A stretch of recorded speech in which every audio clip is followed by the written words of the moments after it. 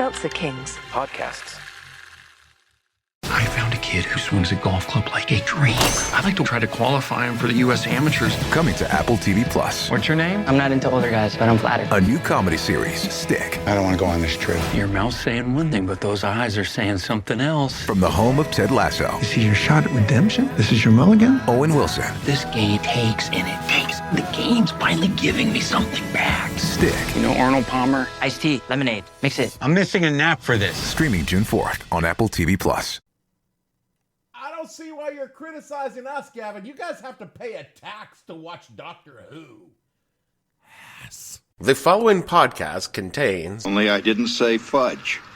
And for gosh sake, watch your language. Watch your profanity. Right, I'm sorry. explicit language.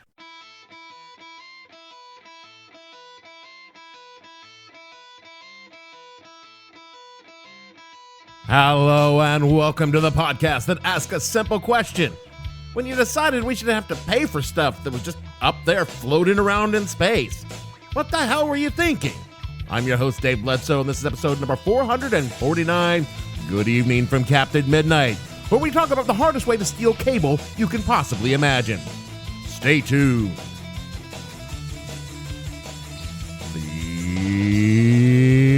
What the Hell We Think podcast is brought to you by Megadish, because bigger is better. When it comes to satellite television providers, your choices are limited. You can go dish or you can go direct, but what if there were a third way?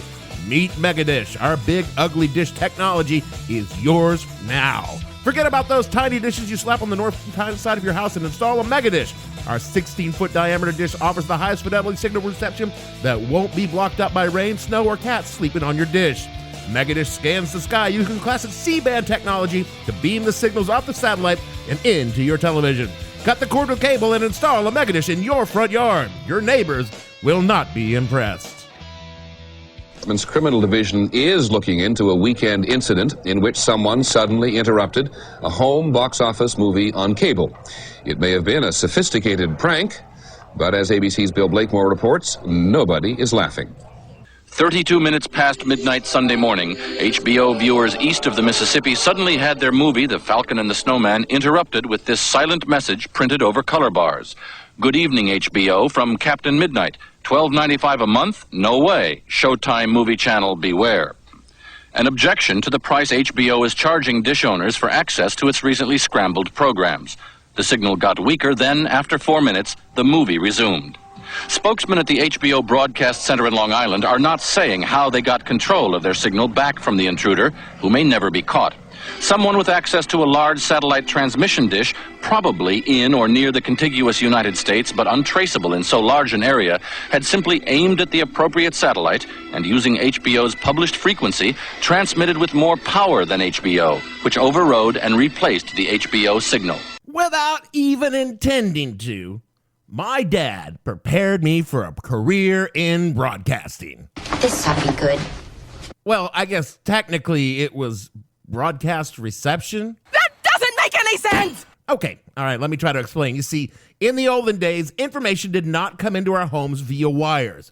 It came in through a wireless signal broadcast from a distant location. Yeah. Is that really just on a cell signal? No, not a cell signal, because it was only one way. You couldn't send anything back out, and for that, to send stuff back out, you needed a wired connection like a landline phone. How could anything possibly ever get done? That's not important right now. What you need to understand is that television wasn't brought into home via cable. It was picked up by a big-ass metal antenna connected directly to your television set. Using stone knives and bearskins. Thing is, television signals did not all come from one single location.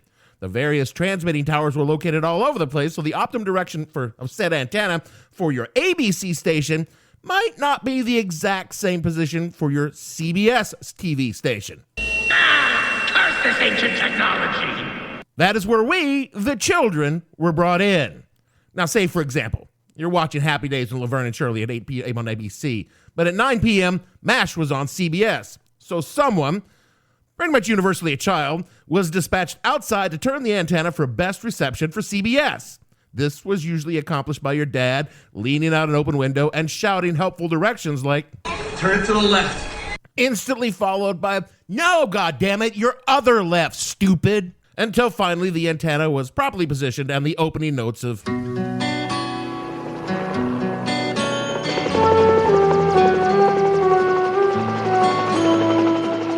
came in clear, and the family could settle down to watch the madcap antics of Hawkeye, BJ, and of course, Ferret face.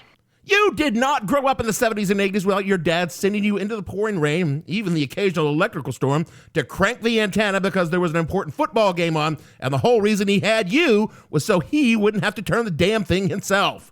It was the late 70s. Parenting worked a little differently back then. Now, later, technology improved slightly, and we got smaller antennas called rabbit ears that went on top of the TV rather than on top of your house. But the children still played a vital role in this technology as well, because sometimes, just sometimes, we'd have to stand with one hand on the rabbit ears and the other holding the clothes hanger wrapped in aluminum foil to improve the signal and remain like that until either conditions improved or the show was over. This is total fiction. Ask any Gen Xer, they'll tell you that was the way things were until cable television became widespread. That is, if you could get cable. Sometimes it didn't reach your house, so you had either an antenna or a giant satellite dish the size of a kiddie pool. Which brings me to this week's topic, that time when people got very angry over satellite television stations wanting to charge for their content. Before I can get to that, I have to explain why people in the 70s and 80s were putting these huge-ass satellite dishes in their yards so they could pirate HBO in the first place. And it all begins with... And cable TV. Now, I'm going to make this quick because there's already a lot of history in this story, so I'm not going to do the full backstory of cable television. In short, the very first cable television system was created in the United States in 1948 in Mahanoy City, Pennsylvania. Ooh, I wasn't expecting that. Me either. Mahanoy is deep in the Pennsylvania coal country, down in a holler, as we would say back in Tennessee. TV and TV signals were blocked by the surrounding mountains, so a dude by the name of John Walson had an idea. He'd put up a big-ass antenna on top of one of those mountains and run wires into town that carried TV signals. Other locations built their own versions of the system, but there was a guy in Astoria, Oregon, Goonies never say die, named Leroy Ed Parsons, who built the first signal-amplified coaxial cable television system. And that's essentially the same system that carries cable television into American homes today. The entire story of the rise of cable television is an episode in and of itself, so I'm just going to summarize what happened after cable was invented. There was broadcast TV, there was a big freak out, there was a lobbying of Congress, laws were passed to ensure profits, technology improved, there was more channels, more networks, Donald Trump gets his own reality show, and we've reached the end of American democracy. But that is a very good summary. Cable television has many advantages, more channels, the signal wasn't limited to line of sight, so no children were struck by lightning, turned in a metal pole, so their dad could get a clearer picture of the Packers game, but it also had some pretty serious drawbacks compared to to broadcast television. The biggest one being... Can't get there from here. Without running, thousands of miles of cable, and capitalism being capitalism, someone would have to pay for all that cable, and that someone was going to be the customer. We explained what it took to run phone lines to the ass into nowhere in episode number 404. That's a plug. So yeah, there was the basic infrastructure to run cable out to the hinterlands, but there just weren't enough customers in remote places to justify the enormous cost of doing so. So unless you lived within or close to an urban area, no cable for you. This is as true today as it was in the early days of cable TV expansion, all of which is kind of ironic since the technology was created by people in East Frogfuck who couldn't get a TV signal without a cable. Fortunately for the coal miners of East Frogfuck, something else came along that made watching HBO After Dark possible. And it all began with this. CBS Television presents a special report on Sputnik 1, the Soviet space satellite. Douglas Edwards reporting. As the space race continued, it did not take long for folks to figure out there were commercial applications and, most importantly, money in building hugely expensive rockets to carry boxes of wires and antennas into space that could be used to transmit broadcast signals from televisions around the world to any place and anyone who had the right kind of antenna to receive them. Quoting now from Wikipedia, quote, Telstar is the name of the various communication satellites. The first two Telstar satellites were experimental and nearly identical. Telstar 1 launched on top of a Thor Delta rocket on July 10th, 1962, and it successfully relayed through space the first television pictures, telephone calls, and telegraph images, and provided the first live transatlantic television feed. Telstar 2 was launched May 7th, 1963. Telstar 1 and 2, though no longer functional, are still in orbit, unquote. Good afternoon, and soon we'll be saying good evening to Europe on the first exchange of live programs between the television networks of the United States and their affiliated stations and the European Broadcasting Union.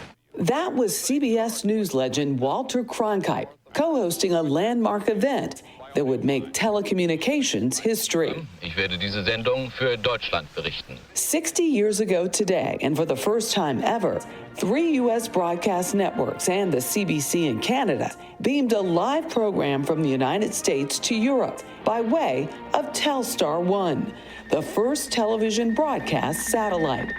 For the first time in human history, live television could be transmitted instantaneously around the Earth in real time and beamed down to receivers who would translate the signal and rebroadcast it through terrestrial transmitters into TV sets of home viewers around the globe. It was all very high-minded in the beginning, but soon enough, everyone was just using it to watch Bonanza.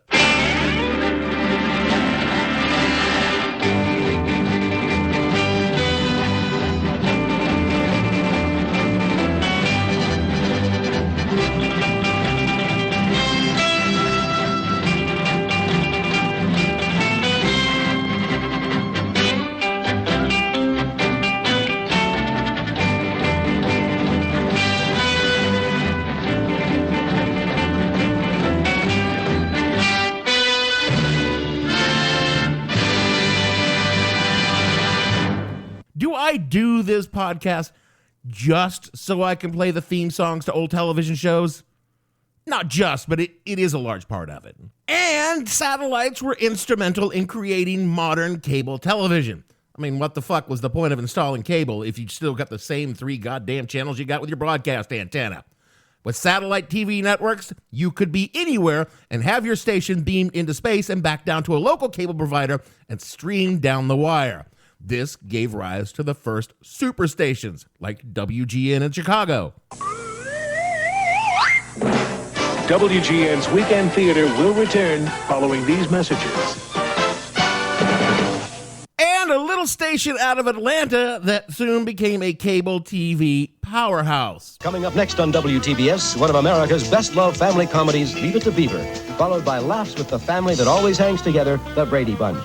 Then Jed, Granny, and all the Clampett clan turn the city topsy-turvy in the Beverly Hillbillies, followed by the homespun humor of the folks in Mayberry on Andy Griffith, here on Superstation WTBS. Now, these superstations were largely just reruns and sports, but they had the benefit of being new to the rest of the country watching them, even if they were running the same boring-ass shows the networks ran in their non-primetime hours. Also, something new, something amazing came out of it. Full-length, uncut Hollywood movies in your own goddamn home.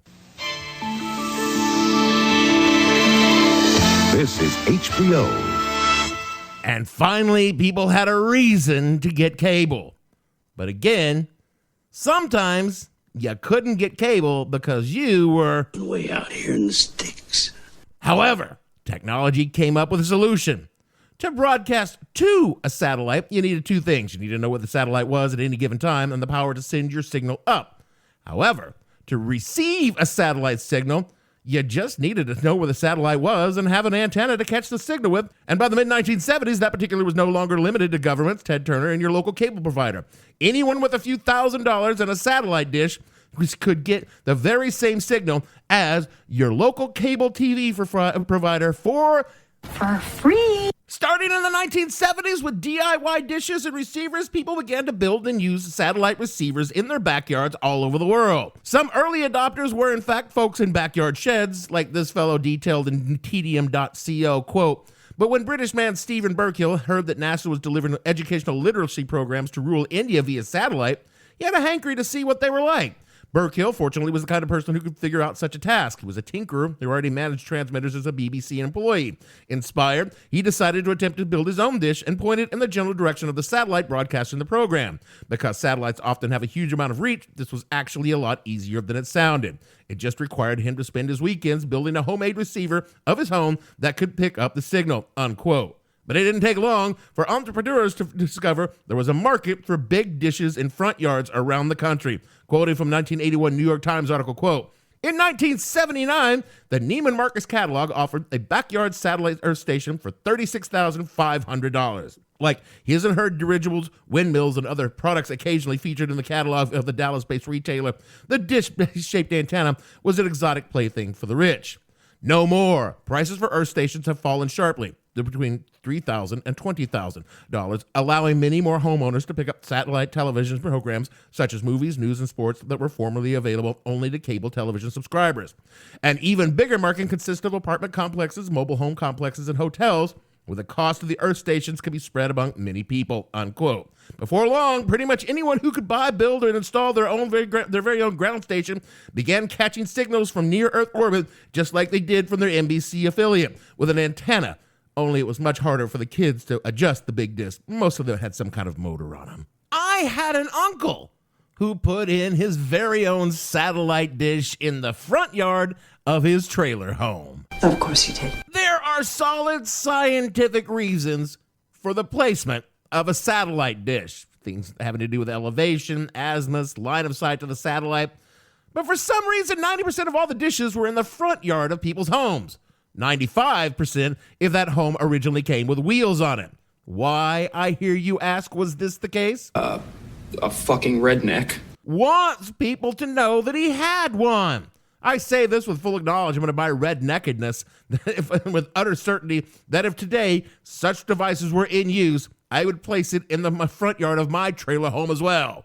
My uncle's disc was truly a marvel. 16 feet in diameter, cool sci-fi probe in the middle. It was a mesh lattice design rather than the full metal dish, easier to clean, less susceptible to interference from heavy rain. It was connected via coaxial cable to a TV set-top box with these cool analog buttons that were pre-programmed to switch the disc to different satellite signals. And when you clicked on the motors of the motors at the base of the dish would fine-tune the alignment of the entire dish to catch a signal from HBO, ESPN, or TBS out of Atlanta so that we could watch wrestling. Now, if everybody here in Georgia, I've already got it from around the world now. Idolmania, everywhere you go, you hear Idolmania. I am to wrestling what the sun is to all the planets. Everything revolves around the idol, just like all the planets revolve around the sun. It was truly the halcyon days. Folks could watch all the stations on cable, even the premium channels, without paying a dime. Which was a good thing because for most of them, they couldn't get cable where they lived, even if they wanted it. My uncle on the holler barely got the fucking mail. He wasn't going to get cable TV. But because this show is fundamentally about, capitalism, the good times that were going on simply could not last. Quoting now from a Deseret News article in 1990, quote, "But as the number of dish owners grew, cable companies and cable services began to view them as pirates who were stealing signals. That also began to translate to lost revenue. The cable folks were also dealt a blow when the legal system declared that dish owners were breaking no law," unquote. Now, this is important. In the United States, the broadcast airwaves are the property of the people of the United States. How the hell did that happen? It's called the Progressive Era, when for a brief shining moment, the actual people of the United States, well, some of them anyway, were considered the preeminent power and holder of the common resources as opposed to the parasitic capital class who had raped and pillaged their way through the natural resources, exploited the labor of the masses, and accumulated insane amounts of wealth, which deprived the overwhelming majority of our citizens of the rights laid out to the Constitution, and particularly the Declaration of Independence, like the pursuit of happiness. Beginning in the 1890s and culminating in the New Deal of the 1930s, Americans got a lot of shit back. And of course, it was strangled and buried in the 1980s when Ronald Reagan teabagged its dead corpse. He said it! Back to the article in the Deseret News, quote, "So to combat the theft, HBO announced that beginning in January 1986, the signal would be scrambled. Gradually, the other premium services followed. Soon, even the superstation signals WGN, TBS, and WR were also scrambled. The skies go dark," proclaimed one newspaper headline. Potential dish owners suddenly lost interest. The sale of dishes dropped off dramatically for a while, and many companies would bail themselves out of the business, unquote. So legally, the corporations could not keep you, the consumer, from receiving the signal from the satellite because, again, the airwaves belong to the people.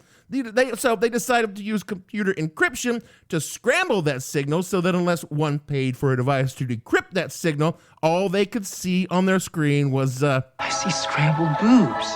And thanks to the Reagan administration, all the public could do was, Little crybaby's gonna cry.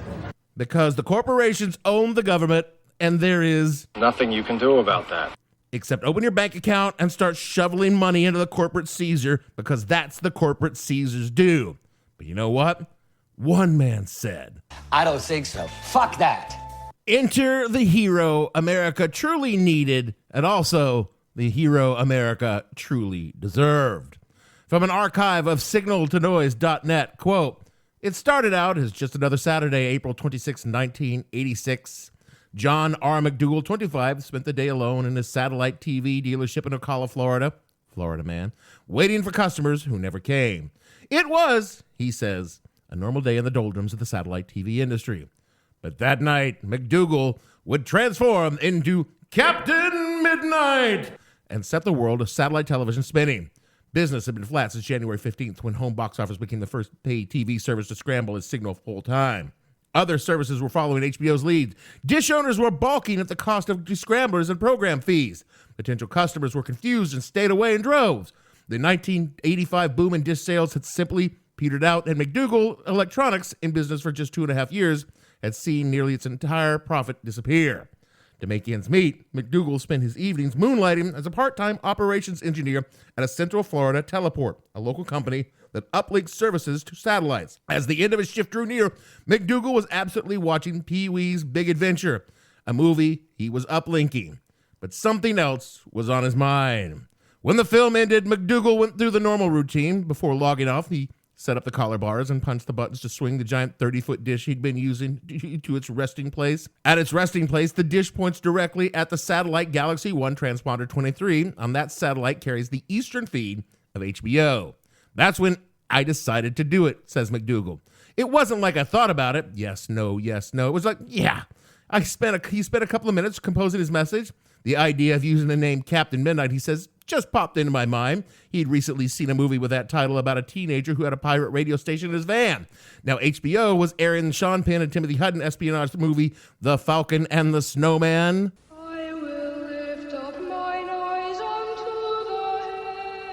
They were best friends from boyhood. Then they committed a crime against their country. Within 18 months, they became the two most wanted men in America. Their story is true.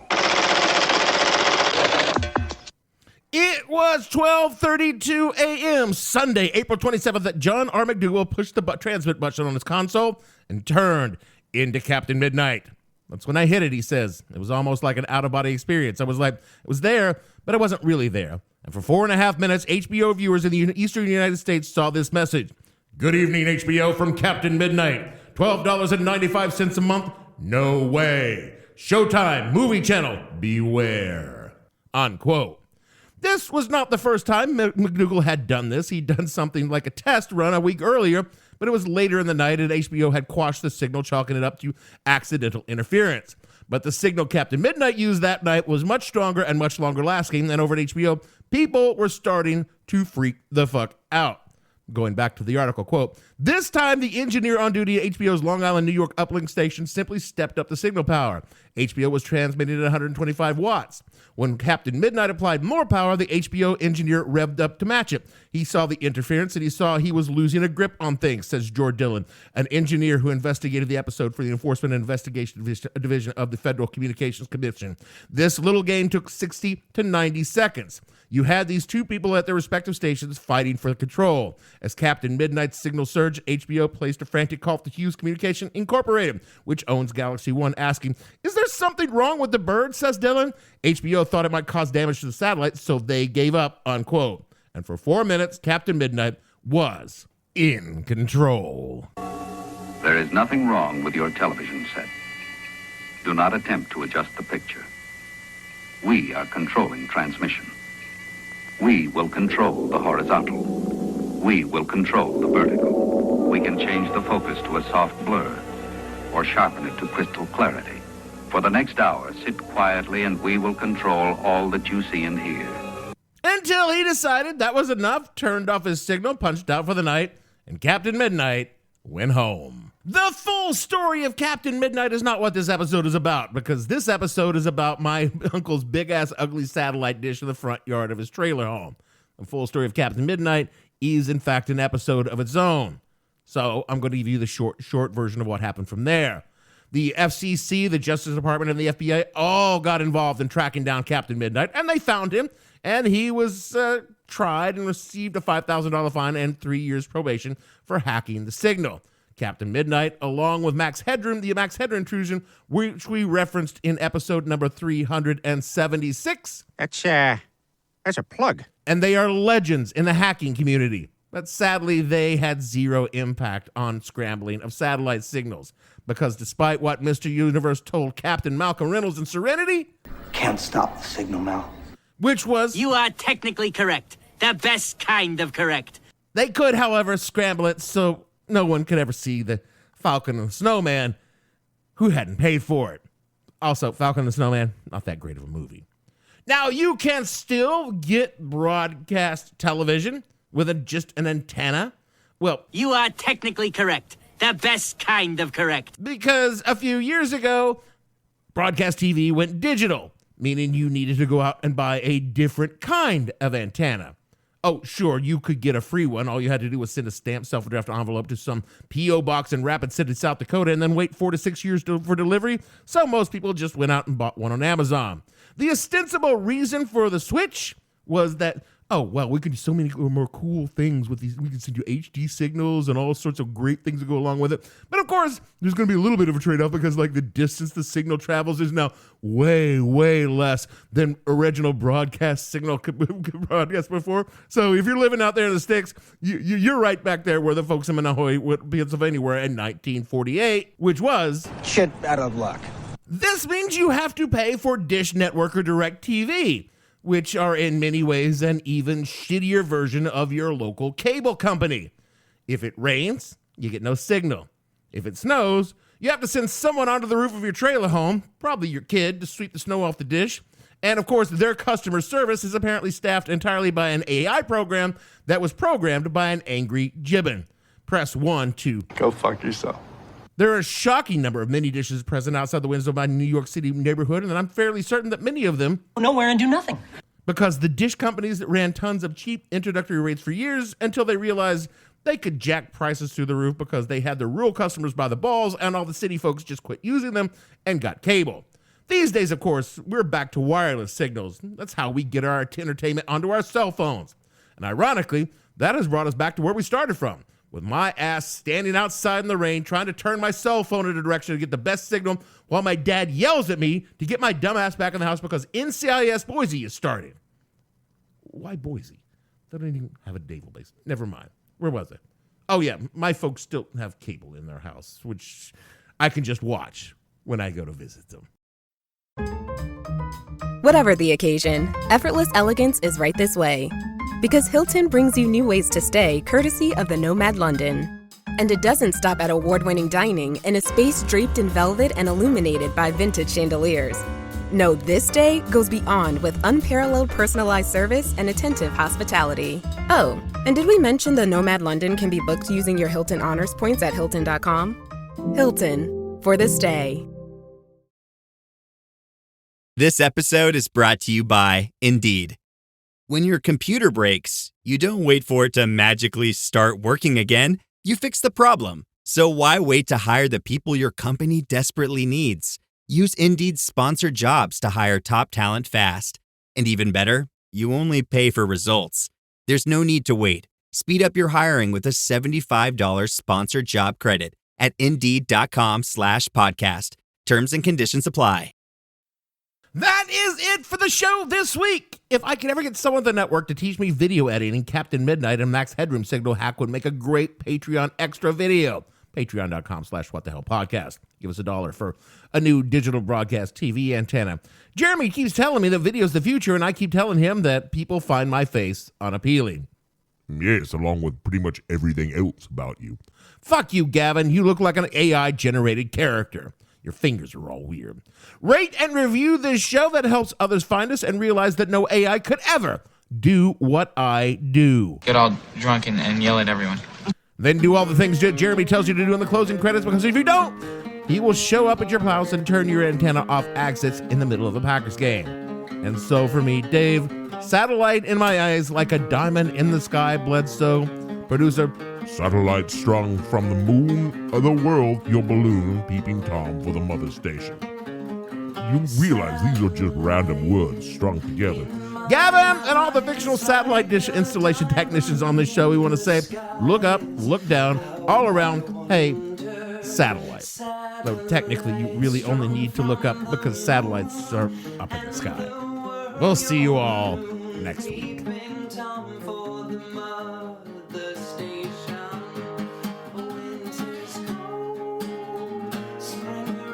What the Hell Were You Thinking stars Dave Bledsoe and features Gavin St. James and several fictional minions. The show is produced by Kimberly Steele and a part of the Seltzer Kings podcast network. You can find more information on the show on their website, whatthehellpodcast.com, or on Twitter at @thehell_podcast, or on Facebook as What the Hell Podcast. Thanks for listening. I have no ending for this, so I take a small bow. Watching old reruns of Hee Haw while his vast network of operatives. Seltzer Kings Podcasts.